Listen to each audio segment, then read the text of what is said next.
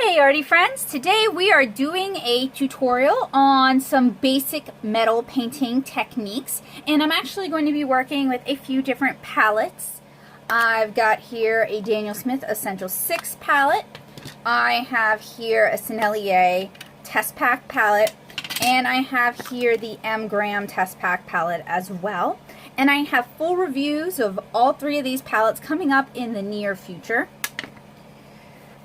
So metals can be pretty much any color. We are going to focus today on two of the most popular colors, obviously gold and silver. And there's a few ways you can do that.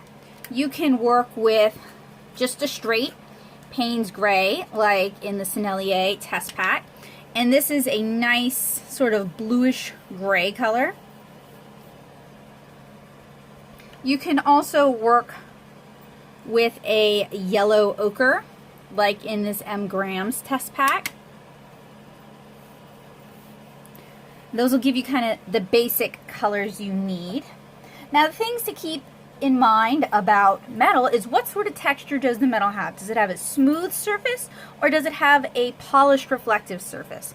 If it has a, in fact, I'm going to write this down. So we have a dull surface,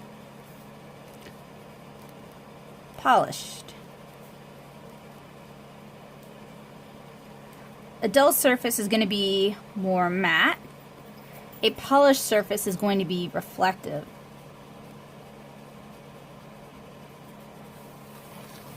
And we're going to do them the same color just for consistency. We're going to do these. We're going to start with the silvery color. So we're going to start with the Payne's gray. And we're going to start with the lighter one. So you're going to want to leave lots of room for highlights and reflection. It's probably going to reflect the color of whatever surface it's sitting on. And for the dull surface, we're going to apply kind of a uniform layer of color. And metals can be really fun for wet into wet blending techniques. So for the dull surface, we're going to do a little bit of wet into wet diffuse blending with the same color, Payne's gray.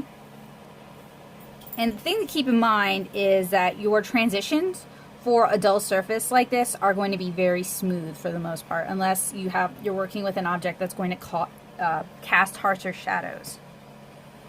And while these dry, I'll also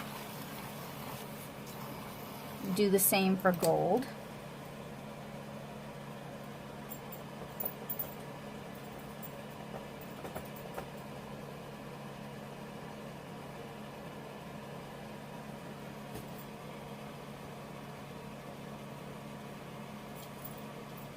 Try to leave more highlight in the gold since I was a little loose-handed with the silver.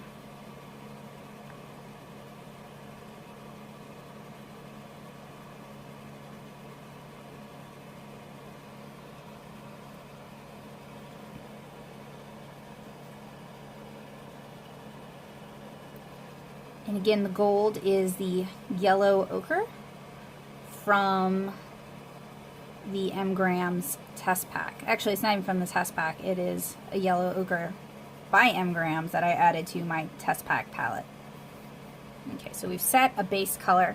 Now, with certain colors like yellow ochre, they don't shade particularly well, and by shading, I mean you're not going to get a wide range of tone with something like yellow ochre, so you're going to have to start mixing in other colors, and you can mix in any kind of color that might be influencing the lighting on your form. So I'm going to do a diffused wet into wet shade right there. And then give these all a chance to dry. Our reflective polished silver has had a chance to dry a bit. So I'm going to go in and do the next layer. And really the thing to think about, if you're trying to convey this in a, actually it's wet at the bottom, so we're going to get some interesting blending. The thing you're trying to think about is, if you're doing this for illustration, if you're doing this for comics, it's how can I express information in the simplest form. So with reflective surfaces, you're going to want a harsher transition.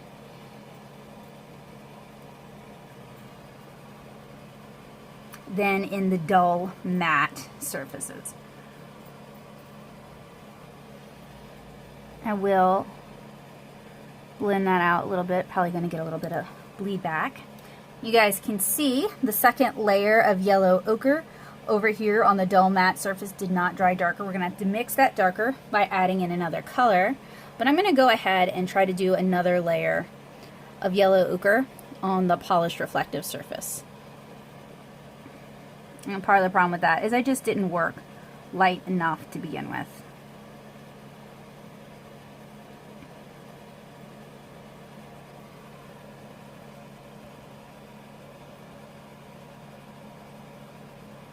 In fact, I'm actually going to blend this out just a little bit to sort of give me a fresh start, a fresh surface to start on. Now, of course, not every metallic object is going to be a perfectly round ball.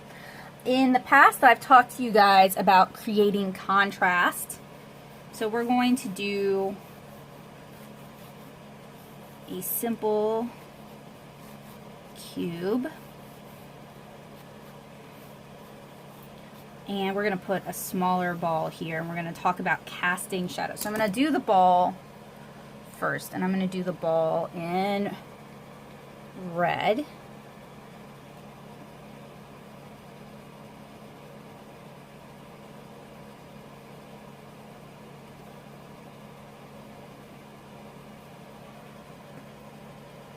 And then I'm going to do the box in silver, or Payne's gray.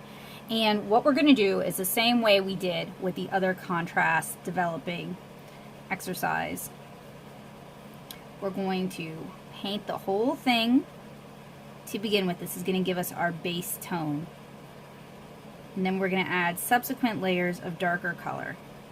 It's okay if you do get it into the red, because we're going to use the red to do a little bit of reflective color.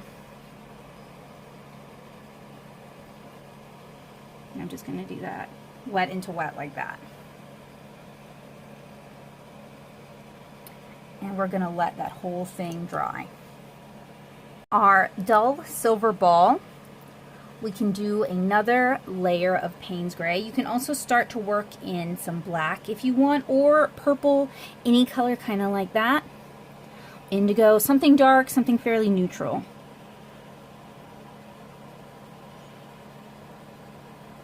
And we don't really want any harsh transitions, so we're going to blend that out.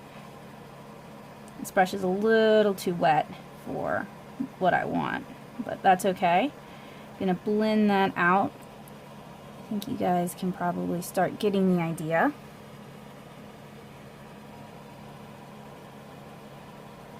If you guys are interested, I can do another tutorial on more intricate ways to paint. Sorry, just checking all my metals. More intricate ways to paint metal. This is just kind of a very basic textures tutorial. Okay, we're going to do another layer on our block. So we're going to do the two sides that are not catching the light.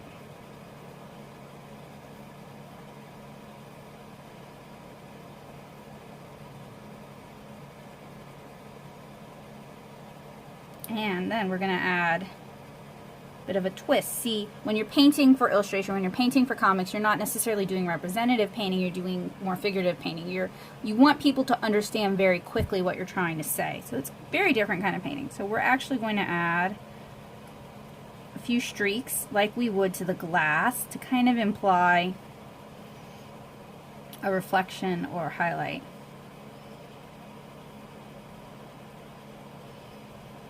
Can also add white color pencil or anything with white to do highlights too. because metal is probably going to catch the light unless it is dull metal. Okay, so our gold is somewhat dry. We're going to take more yellow ochre. We're also going to grab some burnt umber. Just any darker browns will probably work.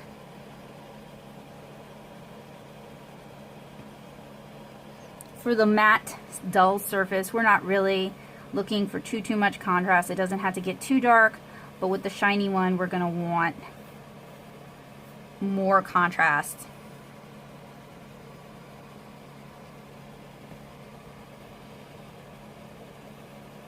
Blend that out a little bit, and I'm going to leave that as is. I really like how this is kind of diffusing and we have like a lost and found edge going on.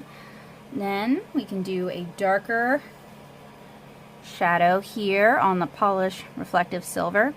And I've been really remiss because I have not been talking about light source, but light source is really important to consider when I'm doing these demonstrations. The light source is usually coming from above with a little bit of maybe reflected light from the surface.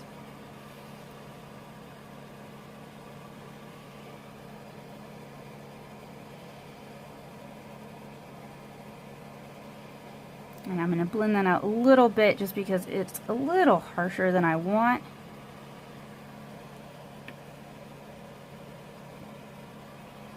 And then on the reflective gold, mix in some Chinese orange.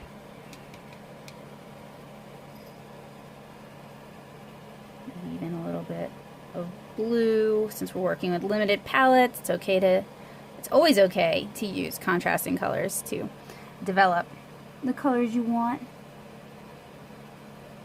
So see, we have a higher contrast color going on now.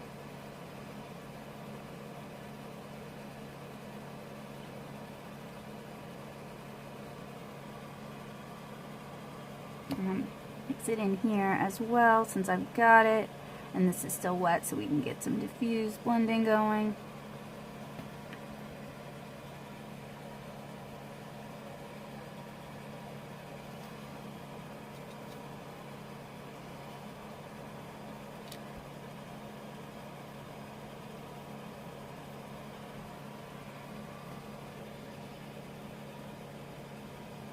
A little bit more red there, where it's closest to the square.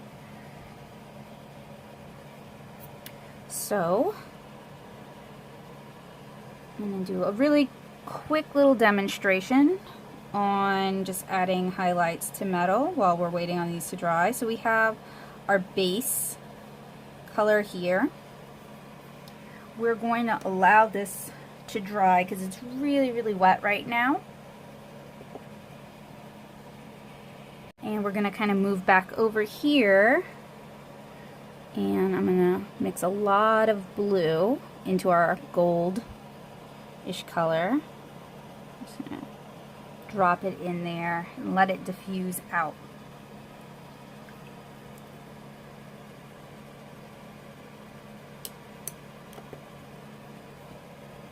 This is almost dry.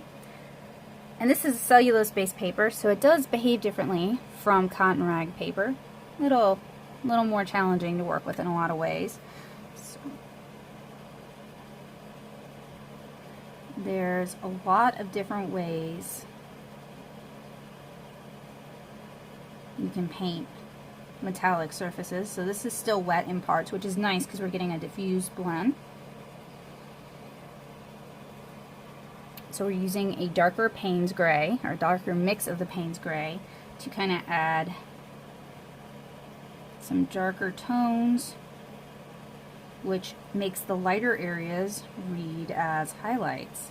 And then I added some really concentrated Payne's gray wet into wet so that it would kind of blend out. And I see, unfortunately, you guys can't really see what I'm doing, so I'll just fix it so you guys can see that a little bit better now.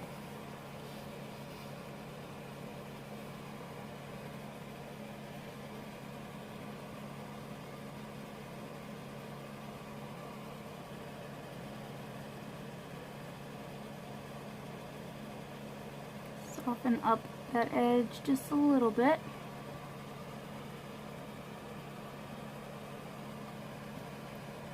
then give everything kind of a chance to dry.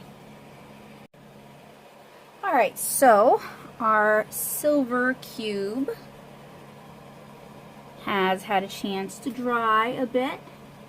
So I'm going to do another layer.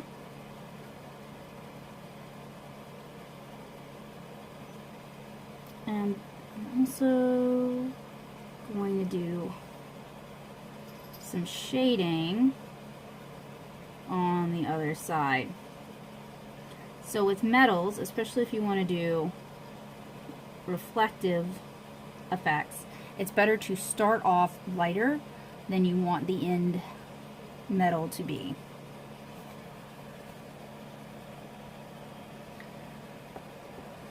So in 7-inch Cara, there's not a lot of metal, but there's some, and there is a kick plate on Naomi's door. So I do that, I handle that really simply because it's most of the time it's in the background.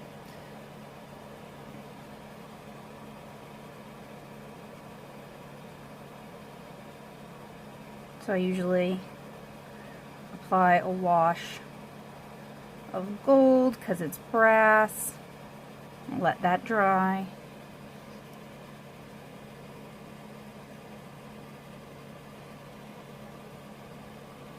And you can see our metal right here has had a chance to dry, so I'm going to go in with a really fine detail brush, and I'm going to pick up a lot of Payne's gray. So we're going to be working with a very saturated version of the color.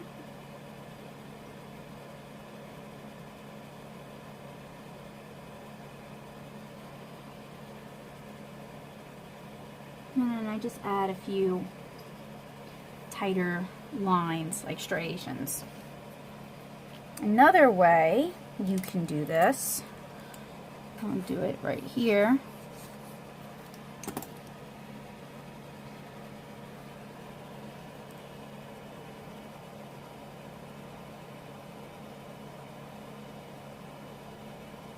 We're going to start with a base color and give that a chance to dry.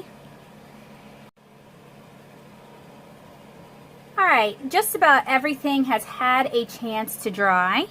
So I'm going to kind of add the final layers to this. And then we can work on this a little bit as well.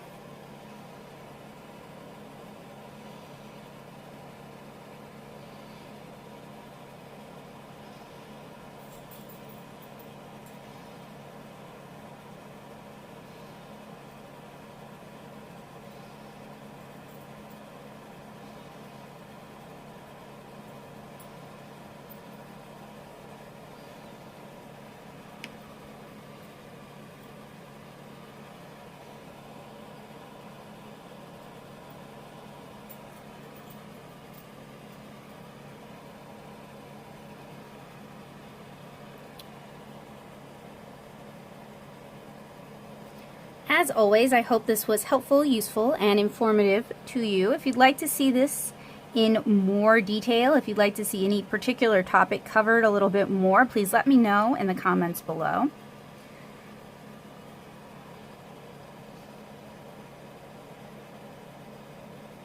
Alright, so on the brass kick plate, I usually keep it really simple. I might do a little bit of reflective color.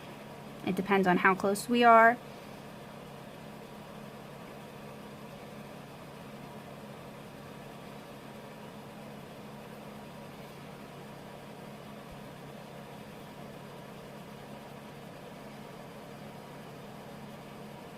And I'll line the top either with a darker color or with a lighter color, like a accent to kind of imply depth. Then on this lighter, or on this silver one here, I'm going to use a little bit of gray, or Payne's gray rather. And you guys can see I'm doing like these little hatching strokes. I'm going to let that dry.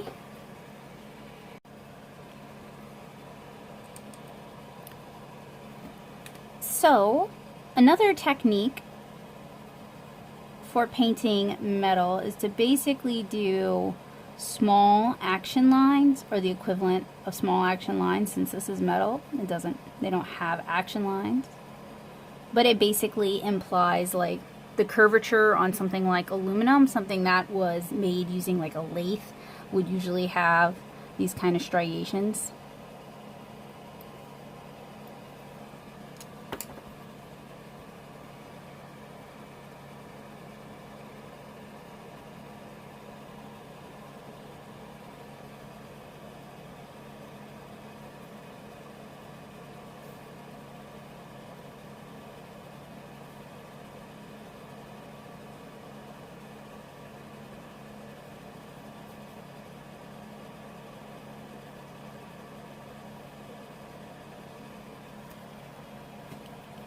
And then finally, it really helps to add some white highlights to your metals. Since metal tends to be highly reflective, even something dull surface like that will have a reflection. So I'm going to do the brighter highlights, the intense highlights first. So I'm reinforcing the white of the paper, since I didn't leave enough of it.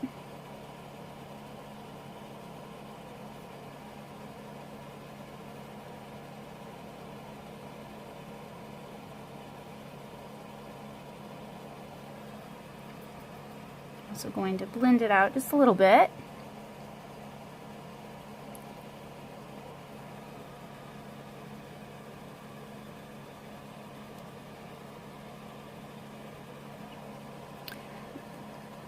The dull surface isn't going to have quite as much of a highlight, and it's going to be more diffuse. So what I'm going to do is I'm going to establish it first, and then I'm going to blend it out.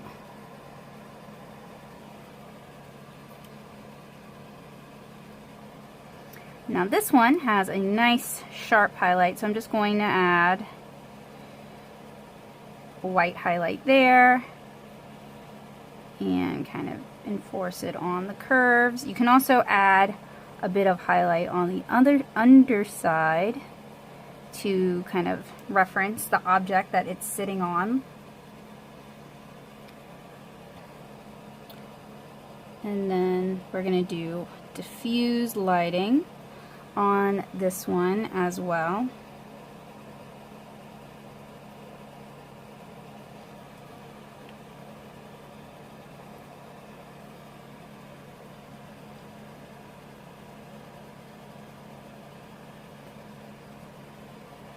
And then I'm just going to add a little bit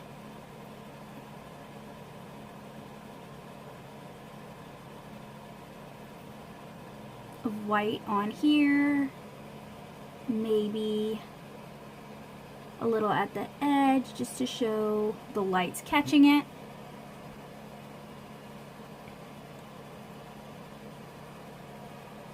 A white striation over here in the lightest area where the light would be catching the metal. And then on the kick plate, I'm going to add a little highlight on the screws. And then a fairly sizable highlight on the metal itself. One along the top. So really, in some ways, painting just sheets of metal is a lot like painting glass. You want to think about reflection and how the light's hitting the object.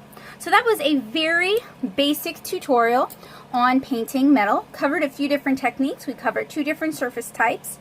If you would like to see something specific demonstrated in the future, if you'd like to see me try weaponry or jewelry, doorknobs, anything like that, let me know in the comments below. I would love to do a more in-depth, step-by-step walkthrough, especially with something for reference, like my copper.